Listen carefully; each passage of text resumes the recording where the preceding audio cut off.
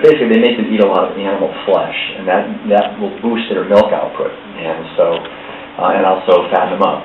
So all the animals are eating fish, pigs and chickens, and then, of course, other fish are eating fish, because 2/3 of the fish that we're eating in the United States are factory farmed, because there just aren't any fish left in the oceans. We have devastated the oceans. I mean, all the fish species, especially the larger ones, are moving toward extinction or already right on the brink of extinction.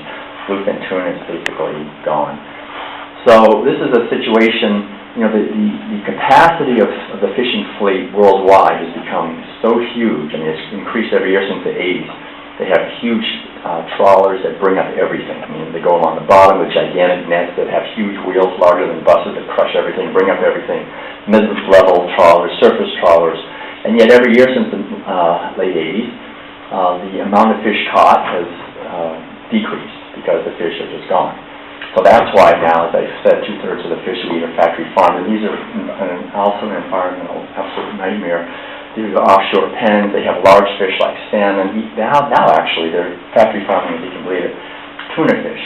These are animals that would swim 40 or 50 or even 60 miles an hour, cover thousands of miles, and they're stuck in a cage their entire life, and people are eating this stuff. Extremely toxic, horrible sea lice are eating them from the inside out, from the outside in. I mean, they have to use a lot of chemicals that are polluting the water, huge amounts of sewage. And I've seen the onshore factory fish farms where, you know, big swimming pools where I remember looking in and just thinking, well, there's nothing there. It's just black water. I guess nothing in it. And I kept looking, and I realized as I kept looking that the water was full of fish. They were just crammed in there. They were swimming in their own feces. That's why the water was black. It was workers dumping in antibiotics and chemicals and hormones to try to keep them alive and keep them growing. And then they would rip them out with nets and electrocute them and eviscerate them. Enormously cruel, extremely toxic.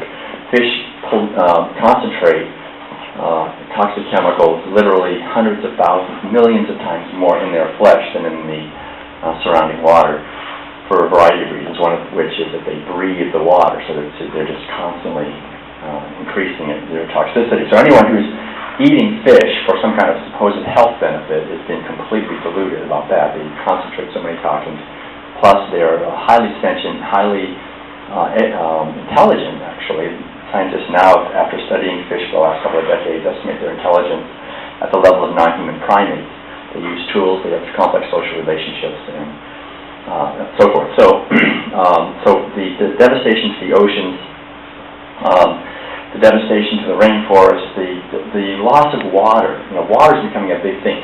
It takes about 32 times as much water. I mean, the United Nations did a big study. Basically, someone eating a plant-based diet, a vegan, they estimated using about 10,000 gallons of water per year. Someone eating a standard American diet is using about 320,000 gallons a year. I mean, 32 times as much water, about 20 times as much petroleum, about 20 times as much land, about 20 times as much pollution. So just, 20 to 1. I mean, someone going vegan, you can cut your footprint 20 times. And there's nothing more powerful we can do if we really want to live our lives to heaven earth for our children and for other species than to move toward a plant-based, I would say organic plant-based diet. That is by far the most noble, benevolent thing anyone can do. I mean, I think we should all just do it now, for sure. If we haven't done it already, it's the greatest thing we can do for the health of our ecosystem. And that's become so obvious, and yet we still, of course, live in a culture where the media is mostly run by advertisements from the pharmaceutical industry, the medical industry, the huge food and agribusinesses. So this message is basically a grassroots message, and we get it like come to a secret meeting and we'll talk about it. Try to get it out of the mass media. But now that's basically the environmental food today in the world to feed between 12 and 15 billion people. Isn't that great? I mean, there's only 7 billion. Like, what's the problem here? Can't you humans get your act together? Why is it we're growing enough food to feed everybody more than twice than they can possibly eat, and yet we have 1 billion people, by typical estimate it's about 1 billion people who are starving, who are so malnourished they cannot get enough to eat. We have literally tens of thousands of people starving to death every day. And the basic fact is what I've just been saying. Most of the grain is being fed to animals. then we kill the animals. They're an enormously wasteful and inefficient system, incredibly, ridiculously stupid, really, when you think about it. And they concentrate all these toxins, and then we eat that. And then we have this other billion who are on the other end of the bell curve, the wealthiest people in the world, who live in the industrialized countries that have powerful economies, where it's relatively easy for us in these economies to just simply bid up the price of grain on the world markets, be higher than these people can afford it, in order to feed our pigs, cows, chickens, and factory farm fish. And then we eat the flesh of those animals and the secretions of those animals, dairy products and eggs, and we have epidemics of various forms of cancer, heart disease, diabetes, osteoporosis, obesity, liver disease, kidney disease, autoimmune diseases, problems with acid reflux and digestion and circulation, all these things. All of them are definitively linked to eating lots of meat, dairy products, and eggs.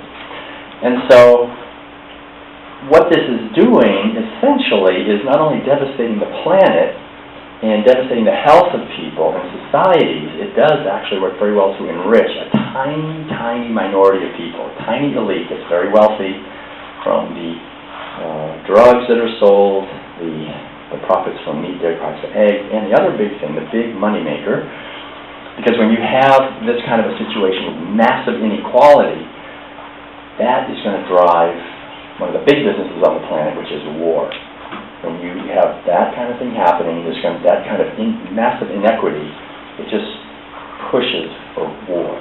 When people are starving, they're hungry, there's inequity, and there's this whole violence of inequality, and so that's a huge moneymaker too.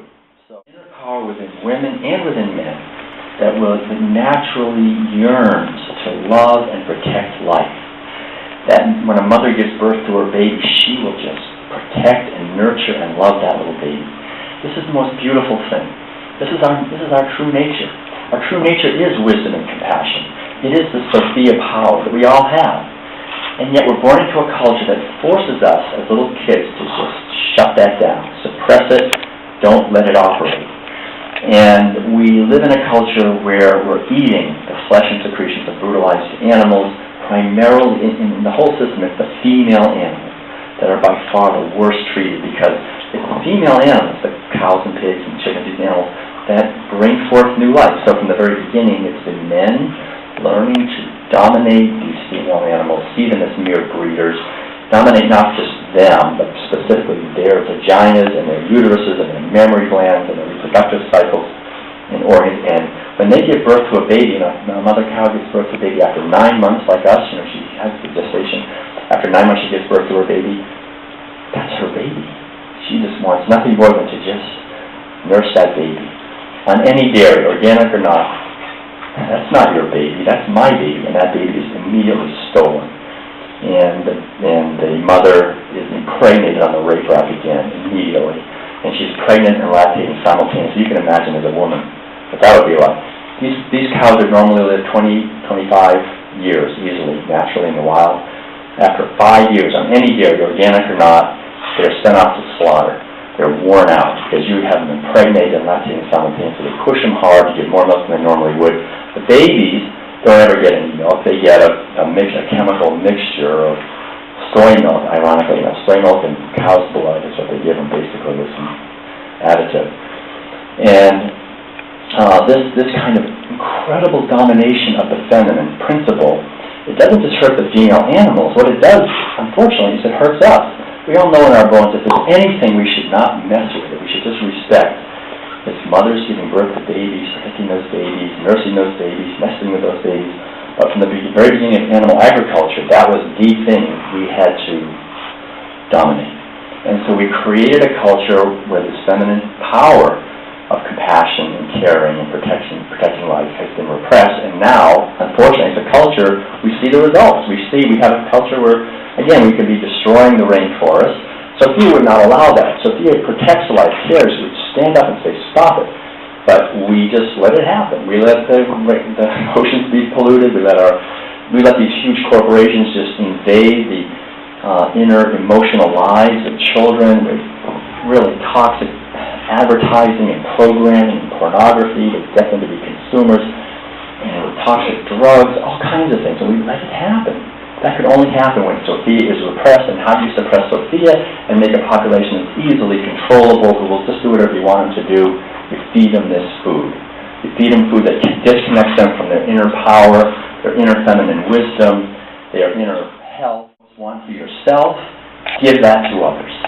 Whatever I most want for myself, give that to others. If I want to be free, then let others be free. If I want to be loved, then love others. If I want to be abundant, then give. Now, it's also articulated as whatever you sow, you will reap. Whatever we put out, it will come back. Every spiritual teacher has emphasized that, and we live in a culture that pretends that it's like living in a culture that pretends that gravity doesn't exist. You know? We wonder why we're suffering so horribly. We're raised in a culture that teaches us in many ways the opposite of that somehow, since the animals do not retaliate, right? You can do whatever you want to these pigs and cows and chickens and poor factory farm fish and just all kinds of horrible. They're just raped, they're killed, they're stolen, their babies are stolen, they're mutilated, they're drugged. Unbelievable violence and horror we inflict on them routinely, constantly, all the time.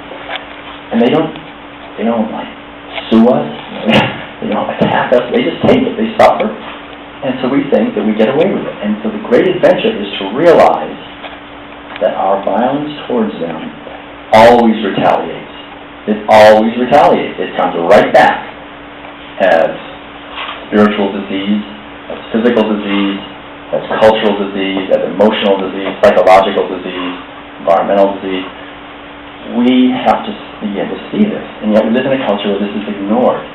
That's the amazing thing. There's a sub-chapter in the Little Peace Diet that's called As We Sow, So Shall We Reap. And it goes into this, basically, I'll just go into it briefly, but 10,000 lobbyists or some huge number.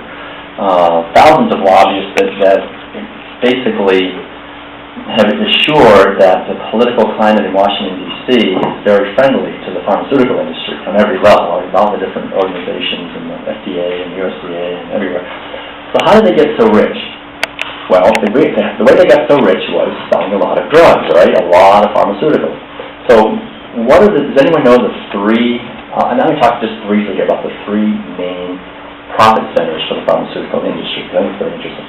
Number one is they make billions of dollars in profits selling pharmaceutical products, drugs, hormones, and everything, to factory farm, to be used on factory farm animals, to be used on the animals, not just factory farm, but primarily factory farm, on these animals, on all these animals. There's over 10,000 different drugs and hormones and chemicals and substances that have been approved by the FDA and USDA to be used on the animals. So huge profits on these poor animals. These animals are just drugged from birth on. They just hypodermic needles stabbed into them all the time, mixed into their feed, rubbed on their skin, all kinds of things. And so then these animals, within a short amount of time, they're fattened up, they're killed. Then people, I know it's hard to believe, people actually eat their flesh, this drugged flesh of these animals and their secretions of these animals, which also obviously have a lot of drug residues in them. And the drug companies make their second huge windfall profit. Now people eat this stuff, and after a number of days, weeks, months, or years, they have the diseases that come from that. They need drugs for their cancer, they need drugs for their heart disease, they need drugs for their high blood pressure, they need drugs for their obesity and for their diabetes and for their osteoporosis and for their liver disease and kidney disease and autoimmune disease and all these diseases. So they're making huge profits on all these sick people. Those two are not as big as the third one. The third one is the biggest. Well, and this is again, so I'm saying, as you sow, so shall you reap.